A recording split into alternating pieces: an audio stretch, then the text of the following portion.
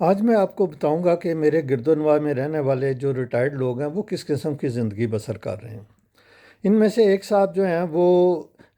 مغرب کے بعد اپنے گھر کے باہر کوئی 4-5 کرسیاں بچھا لیتے ہیں اور بیچ میں وہ حقہ رکھا ہوتا ہے، اور اس طرح وہ محلے کے جو اور ریٹائرڈ لوگ ہیں وہ وہاں اکٹھے ہو جاتے ہیں، اور پھر وہ رات گئے تک محلے کی سیاست سے لے کر انٹرنیشنل سیاست تک بحث مباحثہ کرتے رہتے ہیں اور ایک دوسرے سے گپیں ہانکتے رہتے ہیں، کوئی شغل کرتے رہتے ہیں۔ اور تو اس ٹائم کو انہوں نے ہیپی آورز کا ٹائم دیا ہوا، کہہ رہے ہیں جی ہم اس میں بہت انجوائے کرتے ہیں اور ہم بڑے خوش ہیں۔ اس کے علاوہ ایک خاتون ہیں، وہ صبح فجر کے بعد گراؤنڈ میں آ جاتی ہیں، وہ کوئی آدھا گھنٹہ واک کرتی ہیں۔ اس کے بعد گراؤنڈ میں جو اور 10-15 خواتین آئی ہوتی ہیں وہ ساری اکٹھی ہو کر ایک کونے میں بیٹھ جاتی ہیں۔ وہاں پر یہ جو خاتون ہیں ان دوسری خواتین کو تجوید کے ساتھ قرآن پڑھاتی ہیں اور 2-4 آیتوں کا ترجمہ تشریح کرتی ہیں، اور اس کے بعد یہ خوب گپیں ہانکتی رہتی ہیں۔ ایک اور صاحب ہیں، وہ عصر کے بعد پارک میں جاتے ہیں، وہاں پر ان کا ہلکا احباب ہے، وہ 8-10 لوگ بوڑھے بوڑھے اکٹھے ہو جاتے ہیں، وہ گپیں لگاتے رہتے ہیں، واک کرتے رہتے ہیں اور ہر معاملے پر ڈسکس کرتے ہیں۔ یہ سارے لوگ جو ہیں یہ اتوار کے دن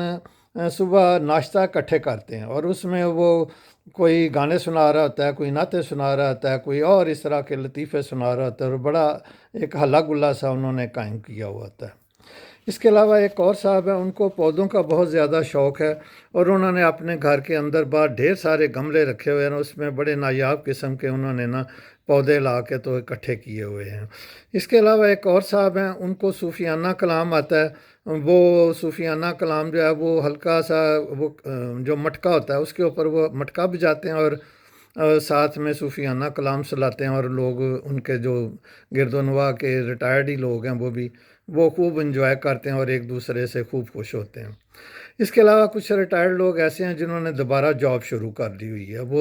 وہ کہتے ہیں جی ہم اپنی روٹین سے باہر نہیں آ سکتے ہیں۔ اس کے علاوہ ایک اور صاحب ہیں، انہوں نے اپنے ٹائم کو اس طرح تقسیم کیا ہوا ہے کہ کچھ وہ فیملی آورز دیتے ہیں 10 صبح 10 بجے لے کر ظہر تک، اس کے بعد وہ ان کا سلیپنگ آور شروع ہو جاتا ہے، پھر شام کو وہ اسٹڈی آور شروع ہو جاتا ہے، وہ اپنا پڑھتے پڑھتے ہیں۔ اس طرح کچھ ایسے بھی ریٹائرڈ لوگ ہیں جن کو دیکھا ہے تو وہ ہر وقت سوشل میڈیا سکرول کر رہے ہوتے ہیں، تو ان کو میں پوچھتا ہوں آپ یہ کیا کر رہے ہیں، تو وہ کہہ رہے ہیں جسٹ کل دا ٹائم، یعنی وہ بس ٹائم ہی کل کر رہے ہوتے ہیں۔ اس طرح یہ لوگ جو ہیں انہوں نے اپنی زندگی کو ادھر ادھر مصروف کیا ہوا ہے۔ تو آپ دیکھیں آپ کے گرد و نواح میں جو ریٹائرڈ لوگ ہیں انہوں نے کیسے اپنی زندگی کو گزار رہے ہیں اور کس طرح کی زندگی گزار رہے ہیں۔ اگر ہم کسی ایکٹیویٹی میں انوالو ہوں تو ہم یقیناً ایک اچھی زندگی گزار سکتے ہیں۔